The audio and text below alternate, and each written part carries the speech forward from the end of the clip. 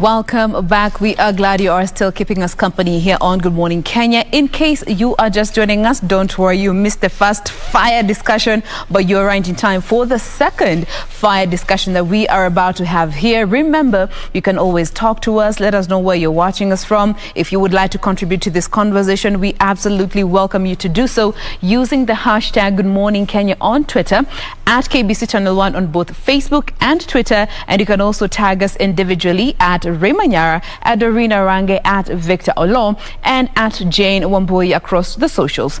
Now we get onto the health segment, and this specific conversation is all about breastfeeding, given we are celebrating the International Breastfeeding Week, which runs from the 1st of August through the 7th of August. Now, as we get into this conversation, let me just say this. This discussion is meant to be informative and not discriminative in any way whatsoever, and especially to mothers who have infant children and whichever alternative of feeding you have chosen to go with. This is meant to be an informative session. To help us better understand, conversations around breastfeeding, we have with us in studio this morning Gloria Toywa, who is a pediatric clinical officer as well as a lactation consultant. Good morning, Gloria. Good morning. Good morning. Thank you so much for making time to be with us again. Thank you. We appreciate that. How can our viewers find you on social media in case they want to engage with you as well? Facebook, Gloria Toywa. Yes. Just that. Just that. For now. Simplicity at its best. Now, we are celebrating World Breastfeeding Week. As a lactation consultant and as a pediatric clinical officer, what do you think of it? It's something that has been celebrated for some time now. Yeah, sure. It has been celebrated for some time now. And it's an exciting moment where we also, think about the little ones and what is very important for them. Yes. It's important for us to remember what gives you the best kick to your life. I mean, breastfeeding is your first feed and it gives you the best in life. So yes, it's an exciting moment talking about breastfeeding, reminding, encouraging, it's very exciting. Absolutely. And today we just want to understand the nitty-gritties that, come into play when we talk about breastfeeding. For most people, if you haven't gone through the journey of breastfeeding, you might not really understand how you can be there for a mother who is breastfeeding. Now, you have Sure. Maybe we also need to start by, just saying what breastfeeding is. Yes, that's why we talk about those nitty-gritties, because we are living in a time where we are seeing all these other terminologies coming into place. Mara, it's not supposed to be called breastfeeding, it's supposed to be called chest feeding. So much has been said about that, but that's a good point to start. Breastfeeding in itself, as simple as it may be. So in the simplest definition, yes, breastfeeding is a physiological process. Physiological meaning it is a natural process of feeding a baby, where the baby latches on a female human breast and gets milk. So that is the simple definition of breastfeeding. A female human breast. Yes, in humans. Female in humans. Yes. All right, but it has to be a female breast for that matter. Now, when we talk about breast milk, it has been known to have so many advantages, and maybe for the benefit of our viewer, once again, we could start by highlighting those advantages that come along with breast milk in itself. Breast milk is actually very, very important for both the mother and the baby. Yes. If I may, let me just talk about breastfeeding in itself first, because the process of breastfeeding is so is physiological, yes, but it also gives a lot of advantage to both the mother, the family as a whole, and even to the baby. Yes. So to the mother, for example, it's about the bonding. The first moment when you get to hold your baby in your arms and you're feeding them, the bonding that you get with your baby is out of this world. And then also, we recommend that your baby should start breastfeeding within the first hour of life. And that initial breastfeeding actually improves the maternal bleeding, because as you breastfeed, there are hormones. Oxytocin is produced from the pituitary gland, which assists in controlling bleeding. We call it PPH. So it also assists, in controlling the bleeding. And then also it is available. You don't have to go shopping looking for breast milk. It's available. Ready-made, ready to drink. Yes. And it is affordable. Yes. And it is very effective. Yeah, you get all your nutrients in the same package, and the temperature is just what is required for the baby. Okay. And then also for the baby, it improves the nutritional requirements for the baby. The proportions of the proteins that you get, the proportions of the vitamins that you get in breast milk, the proportions of fats, the proportions of carbohydrates that you get in breast milk. It's actually what is required for the baby. You cannot compare what you get in a mother's breast milk with what you get from cow milk, for example, or with what you get from goat milk, or what you get from camel milk. What you get from a mother's breast milk is the ideal for their baby, okay, in terms of everything that you get. And then let's not forget about the immunity as well. Oh yes, because we have the IgG, IgE, IgM, all those are antibodies which your baby gets from your breast, and it helps to prevent so many infections, including the pneumonias, the recurrent colds, the recurrent ear infections. This immunity also prevents against eczema and other allergic reactions.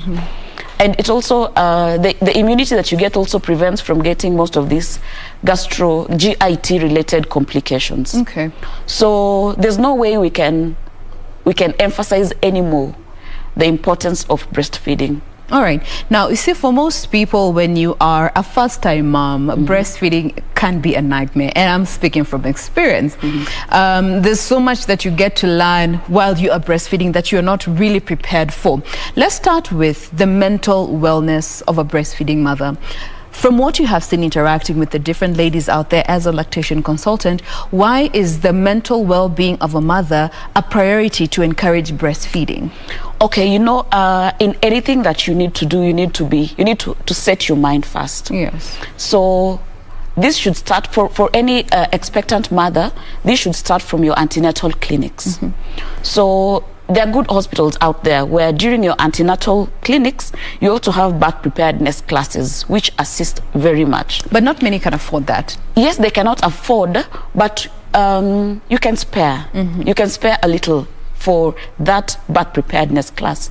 Even just one at your 34 or 38 weeks will help a lot, because your experts will take you through the process of getting yourself psychologically prepared for breastfeeding.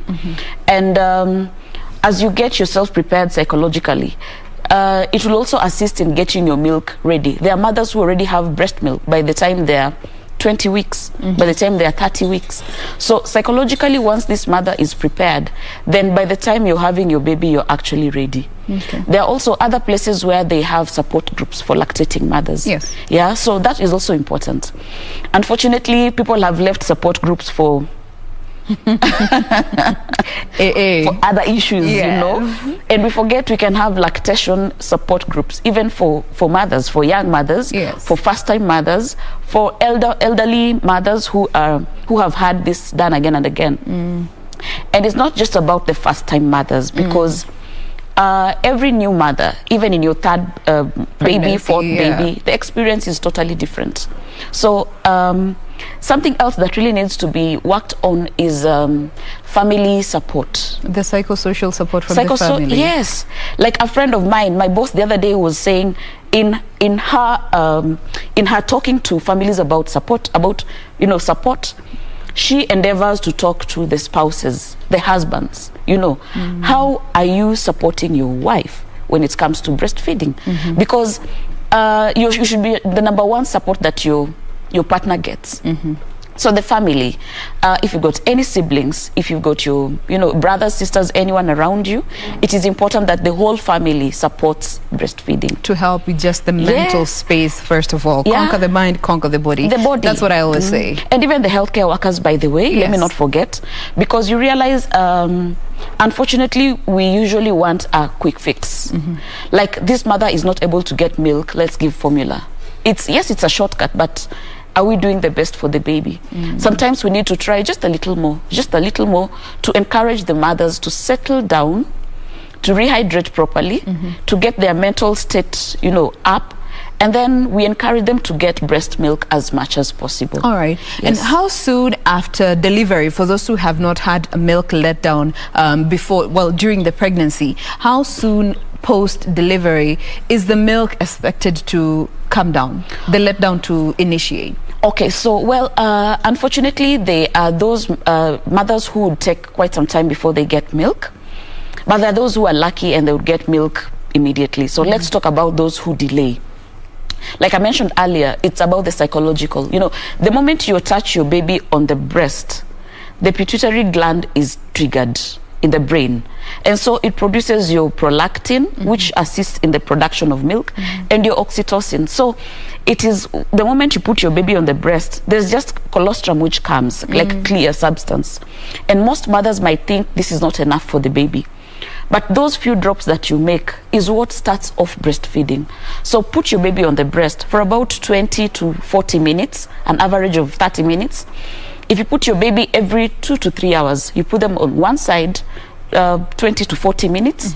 And when you put them to sleep in the next 2 to 3 hours, you can put the baby on the other side. So it might be difficult for the first 2 days, but as the baby latches on properly, and as the mother psychologically continues setting herself with the support of the healthcare workers, with the support of the family, then by the 3rd day, the mother should actually be able to make milk for the baby. All right. So it's a progressive Yes, it is. process. Don't be too hard on yourself. If the first few hours you have latched your baby and there's no milk yet and it's only colostrum, that is actually what the baby needs, because I believe the body understands how much the baby also needs. Yes, sure. Now let's talk about breasts in themselves, because I find that is also another area that most women are not as informed, that hinder their success when it comes to breastfeeding. What are those challenges that come with the breast in itself in the whole breastfeeding process? Okay, so during pregnancy, your breast already starts getting prepared to feed the baby. So one thing that you'll obviously notice for any expectant mother is that the size of the breast will actually increase in size. The size increases, and then around the areola, that is the dark part just around the nipple, usually starts getting soft, and we have some pimples or bumps that will occur. We call them Montgomery. Usually it also makes the nipple soft and ready for breastfeeding. Okay. And then it is also expected that the nipple should become darker and should start everting. Everting meaning it gets out. Protruding. Yes, protruding. Okay. So your breast becomes firm and it protrudes. Really looks nice at that time. And it's getting ready to make milk for the baby. Okay. And even as it increases, the milk ducts also get open, so it's like pipe where the milk is going to pass through. So that makes it possible for your baby to start breastfeeding. So those are the physiological changes that occur. All of them are triggered by the hormones that you produce when you're expectant. And so when you start breastfeeding your baby, there's a continuous communication that goes on. Okay. Now, we also have mothers that have nipples that do not adjust physiologically to what the baby will require, inverted nipples and such. How can they get assistance to just make sure that they're also able to breastfeed their children? Okay. So usually we have those who unfortunately might have a flat nipple, or those who might have an inverted nipple. So it's quite difficult to latch a baby when you have a flat nipple or an inverted nipple. Yes. Inverted means that the nipple does not protrude out. It is inside. Going inside as opposed to protruding. And a flat one inside. is actually flat. Literally. Yes. So this baby might not be able to latch properly on the breast. So what I have advised mothers to do is towards the end of your pregnancy, there's a way you can start pulling out your nipple. As you take your bath, you massage your breast and you pull out your nipple. That might help. There are some who have used breast pumps to try and as you pump out, it pulls the nipple out. Yes. But there are also medically assisted techniques which we assist people in hospitals.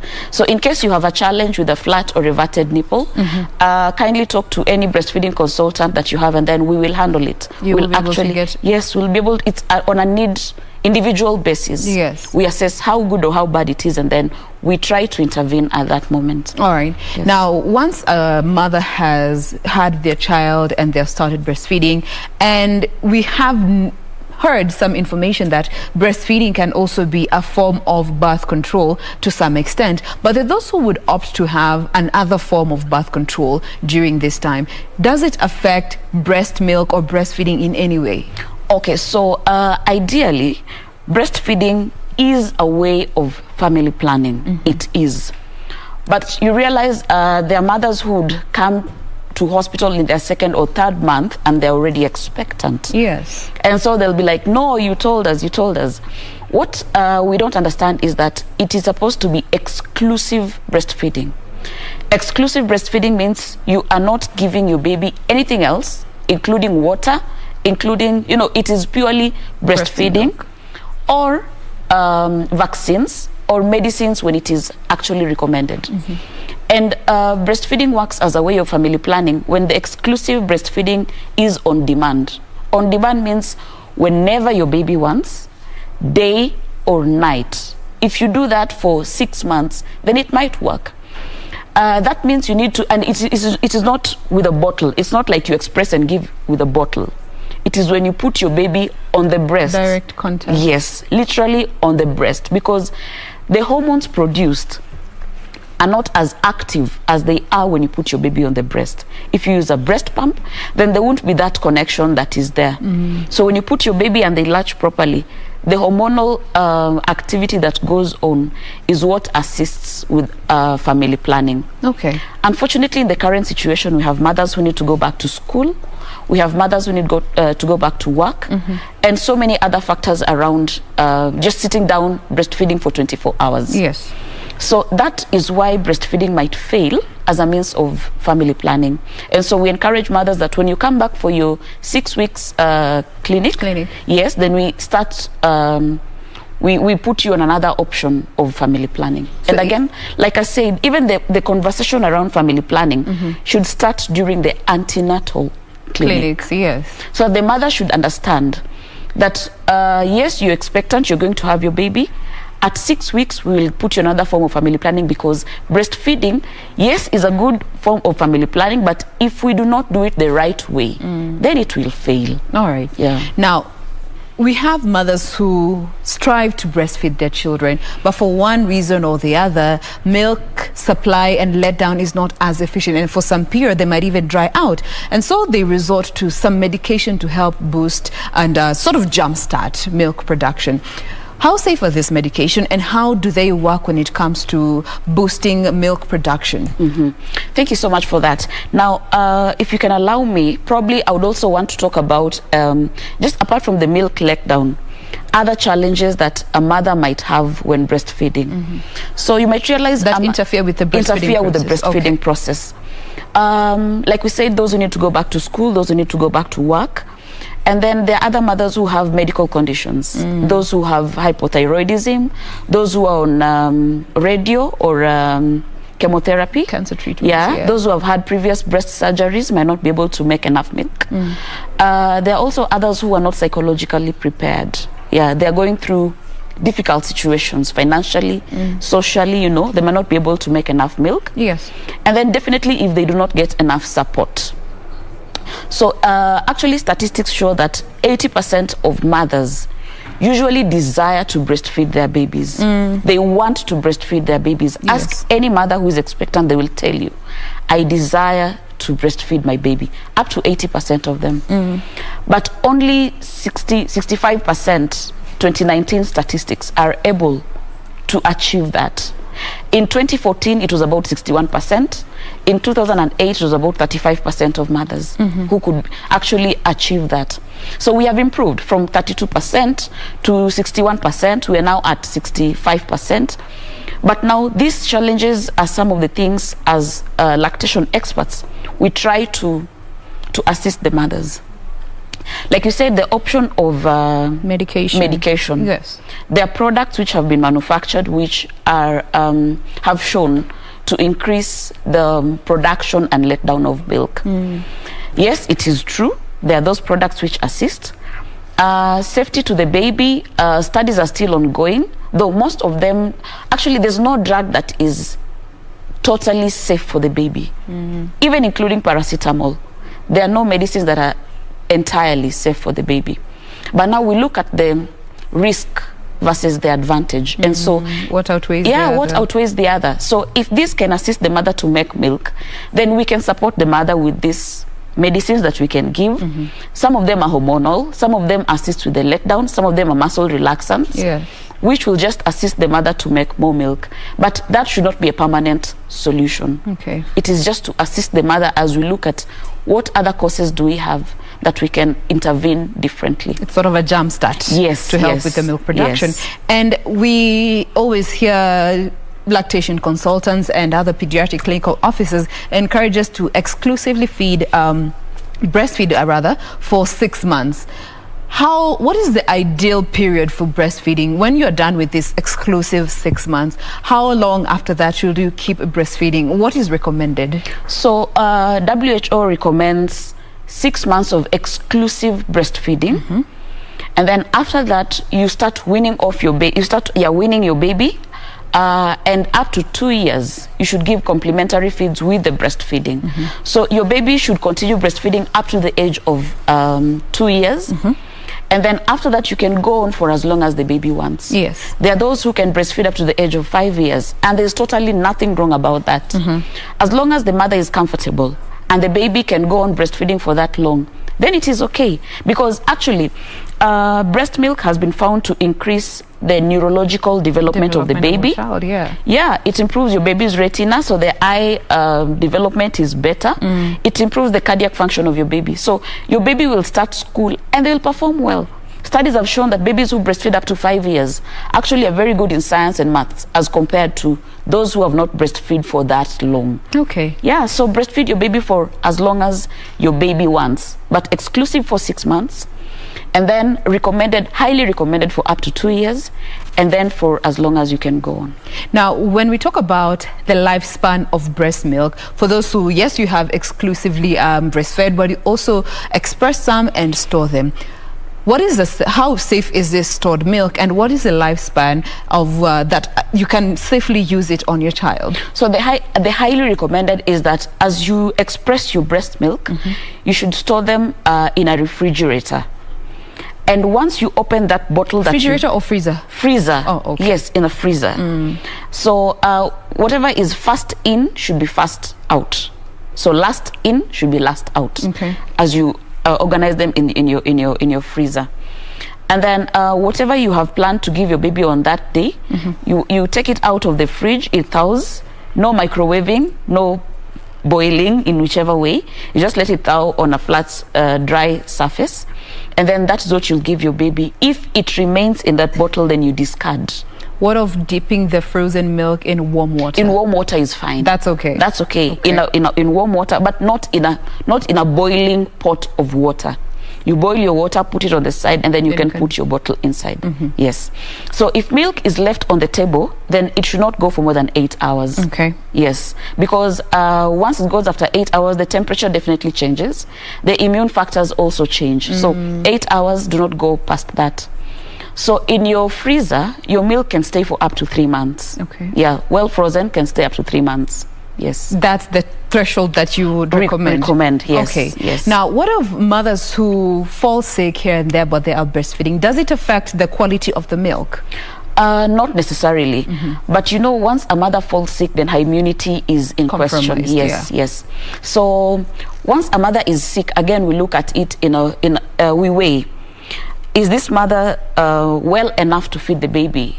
We cannot force a mother who is totally unwell to feed their baby. And just like I mentioned, medical conditions usually interfere with our exclusive breastfeeding. Yes. And also remember, there's some medication which unfortunately can pass through breast milk to the baby. So we weigh on what is safe for the baby. But if the mother is comfortable to breastfeed, then why not? Because we've had so much speculation around COVID-19 and breastfeeding mothers and what relationship it has. Does it affect the child? With COVID-19, you know, there's so much study that is still going on. Ongoing, yes. And we even had questions about expectant mothers getting the vaccine. Yeah. Well, there are no studies to say do not vaccine. So we have vaccinated expectant mothers and they have had their babies. and they're breastfeeding them. All right. Yeah. Now, as we draw to a close, you know, the theme for this year's World Breastfeeding Week is Protect Breastfeeding, a Shared Responsibility. And we have to be alive to the fact that breastfeeding shaming is a reality for so many mothers. When it comes to protecting breastfeeding as a shared responsibility, how is it a public health responsibility to protect breastfeeding? Because most might not understand. How am I supposed to protect her while breastfeeding? What is the relationship therein? Well, all of us have a responsibility when it comes to breastfeeding. And because it's a public health concern, you realize babies who have not breastfed are 40 times likely to die from childhood illnesses like pneumonia and diarrhea. And up to 15% of them are likely to get, you know, diabetes type 1. They're likely to get cardiovascular diseases, obesity, and even the rising numbers of childhood cancers. Yeah, so that's why we encourage breastfeeding, and it is a responsibility for each one of us. In organizations and companies, we are actually reminding them to set up good strategy for a safe environment for mothers to breastfeed.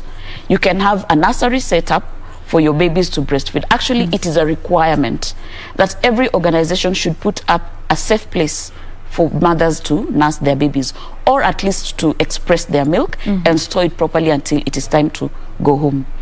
And then as healthcare workers, we are also charged with the responsibility to continue talking about breastfeeding. So we educate the public, we talk amongst ourselves, we encourage mothers, we tell them the importance of breastfeeding. And we are actually protected to breastfeed. There's no law that denies us breastfeeding. We are protected. It's only that it could be embarrassing for a mother, but you can cover yourself nicely while breastfeeding, even in a public area. So there's no reason why you should not. Now, as we close this conversation, I cannot close without you giving some advice when it comes to nutrition of the mother during breastfeeding. I, for one, know and can attest to the fact that I was extremely thirsty and I was sweating as well. And you eat quite a sizable amount of food, and you didn't see where the food and 2 goes. hours later you're like, bro, where did all that food go? When it comes to proper nutrition, because many a times you're told, eat this, it will help with milk production, and it might not work with you. How would you advise a mother to go about their nutrition and hydration for that matter? You know, unfortunately, there are so many myths around breastfeeding. Especially the feeding part. Ooh. We are lucky we can afford 6 meals in a day. You can imagine there's this mother in Turkana who cannot afford even 2 meals a day. Who cannot afford 2 meals a day. But we are still telling them breastfeed exclusively. Your baby. And some of them do breastfeed. On those flat breasts, they do breastfeed their babies. So whatever you eat, as long as you're okay eating it and you have no allergy, food is food, eat. You should have at least a minimum of 6 meals in a day and a minimum of about 8 glasses of water. Because you realize breastfeeding, a mother who is breastfeeding well will actually lose weight very well during the first 6 months of breastfeeding. So that's another advantage, by the way. It helps you to cut the fat. And so the thirst is there because that water that you took is also important to rehydrate your baby. It's a huge component of the milk. It's a huge component, about 80% of that breast milk. So you're going to rehydrate your baby as well. You're losing fat, you're losing every energy that you have is going to that baby. So that's why you need to have your meals at least 6 times in 24 hours. So it's not entirely about the specifics of the food, but just nutritious, good, nutritious, balanced diet. And then also, very briefly, I'm being told I'll be fired. It was Victor who was getting threats. I wouldn't have this show closed without telling the mothers how to properly put their babies on the breast, because we have seen so many mothers who come with complications of poor attachment, poor positioning of their babies. So positioning is how you put your baby on yourself. So the baby's tummy should be facing you as tummy to tummy. Tummy to tummy. And the ear, shoulder, and the tummy should be straight. And then the baby's arm should be on the lower side of your armpit, so the baby is closer to you. And there are so many positions you can hold your baby. You can cradle them, where I can use my dummy. where the baby this is my fast. baby's head. Yes. When you cradle, the head is here, and on the palm you hold your baby like this. Okay. So they are breastfeeding. You can use the football where the baby's head is here and you put them like this. And if you have twins, then one here and one on the other side. I think due to the constraint of time, we will be back to just have the demonstrations around positions to encourage breastfeeding and proper breastfeeding for that matter, to just make sure that you completely get all the milk from one breast. Thank you so much. We have been speaking with Gloria Toywa. She is a pediatric clinical officer as well as a lactation consultant, all about the International Breastfeeding Week, celebrated through from the 1st through to the 7th. That is all we had for you today. Thank you so much for staying with us. We do hope to see you again tomorrow. My name is Jain. Have a lovely day and do enjoy the rest of your viewing. God bless.